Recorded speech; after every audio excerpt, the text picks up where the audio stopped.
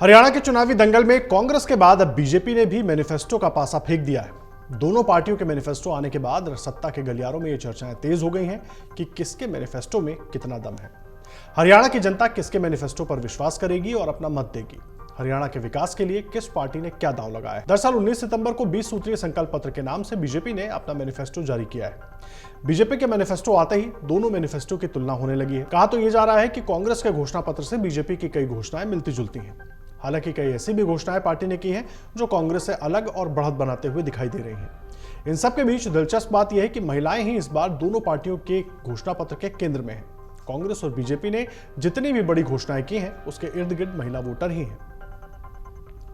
देखिए, दोनों ही पार्टियों के मैनिफेस्टो में ये 5 मुद्दे कॉमन हैं। कांग्रेस ने सरकार आने पर महिलाओं को सम्मान राशि के तहत हर महीने 2000 रुपए देने की घोषणा की है। बीजेपी ने भी इसी तरह की मिलती जुलती घोषणा अपने मैनिफेस्टो में की है।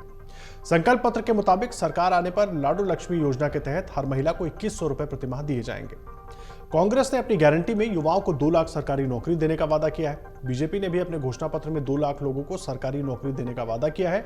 हालांकि बीजेपी ने कहा है कि तीसरी बार उनकी सरकार आने पर बिना पर्ची खर्ची के सभी नौकरी दी जाएंगी।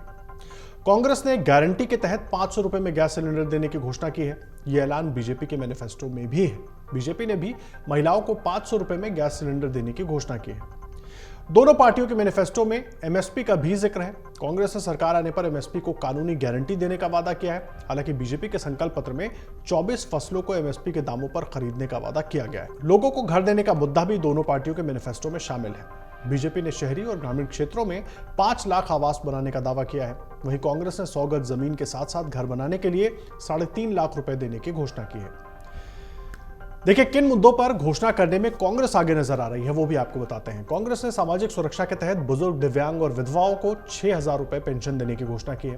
पार्टी ने हरियाणा को नशा मुक्त बनाने का वादा भी किया है। इसके अलावा कांग्रेस ने 7 गारंटी के तहत जातिगत सर्वे कराने और ओबीसी क्रीमी लेयर की राशि बढ़ाने की बात कही है। अभी ओबीसी क्रीमी लेयर की राशि 8 लाख तक है। कांग्रेस के मुताबिक हरियाणा में इसे 10 लाख कर दिया जाएगा। कांग्रेस ने इसके अलावा सरकार आने पर 300 यूनिट फ्री बिजली देने की घोषणा की है। कांग्रेस की तरफ से सभी परिवारों को 25 लाख रुपए तक का मुफ्त इलाज देने की भी घोषणा की गई है। कांग्रेस ने हरियाणा में सरकार आने पर ओल्ड पेंशन स्कीम को भी बहाल करने की घोषणा की है। वहीं बीजेपी ने अपने मैनिफेस्टो में सामाजिक पेंशन का जिक्र तो जरूर किया, लेकिन पैसे कितने बढ़ाए जाएंगे इसके बारे में कुछ नहीं कहा गया। अब बीजेपी किन मुद्दों पर बढ़त लेती दिख रही है अपने घोषणा पत्र में वो भी आपको बताते हैं। भारतीय जनता पार्टी ने तीसरी बार सरकार आने पर लड़कियों को स्कूटी देने का वादा किया है। ये स्कूटी ग्रामीण इलाकों की लड़कियों को दी जाएंगी। बीजेपी ने अलग अलग जातियों के लिए कल्याण बोर्ड बनाने की बात भी कही है। वहीं बीजेपी ने दक्षिण हरियाणा को साधने के लिए अरावली जंगल सफारी पार्क बनाने की घोषणा की है। ये पार्क अंतर्राष्ट्रीय स्तर का होगा। बीजेपी ने सरकारी मेडिकल और इंजीनियरिंग कॉलेज में पढ़ने वाले सभी हरियाणवी छात्रों को संपूर्ण छात्रवृत्ति देने की घोषणा की है। पार्टी ने संकल्प पत्र में अग्निवीर का भी जिक्र किया है। बीजेपी के मुताबिक हर हरियाणवी अग्निवीर को सरकारी नौकरी की गारंटी दी जाएगी। वहीं कांग्रेस लंबे वक्त से अग्निवीर स्कीम पर ही सवाल उठा रही है। पार्टी का कहना है कि केंद्र की सत्ता में वो आएगी तो इस स्कीम को खत्म कर देगी। हरियाणा में 90 विधानसभा सीटों के लिए 5 अक्टूबर को मतदान होना है। चुनाव के केंद्र में वैसे तो 5 पार्टियां ही हैं, लेकिन मुख्य मुकाबला बीजेपी और कांग्रेस के बीच है। जेजेपी, इनेलो और आम आदमी पार्टी पूरे मुकाबले को त्रिकोणीय बनाने की कोशिश में जरूर जुटी हुई है।